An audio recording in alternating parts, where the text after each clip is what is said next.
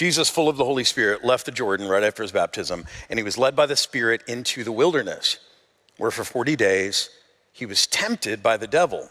And he ate nothing during those days, and at the end of them, he was hungry. Might be the greatest understatement of the Bible, right? It's like 40 days of not eating. I mean, if I can adhere to an 8-hour eating window, if you know, you know, I feel like I'm doing good.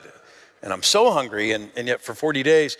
But I want you to notice this. He was tempted by the devil. Now, if we imagine the devil standing there with horns and a pitchfork, we're kind of missing the picture of how the devil works. This probably wasn't an obvious, back and forth between Jesus and the devil. At least here's what I can say about how temptation works for the rest of us.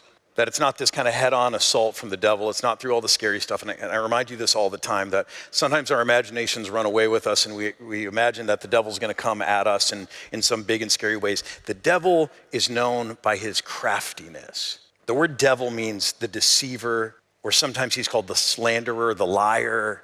And the way he deceives and lies is not through these, really blatant head-on assaults. The way he deceives us so often is by whispering into our ears in a voice that sounds a lot like our own. And whispering into our ears and conjuring feelings in us that feel very much like our own. We feel like we're in a battle with our own thoughts and minds and hearts. And the reality is we don't realize that there's another involved in all of that, confusing us.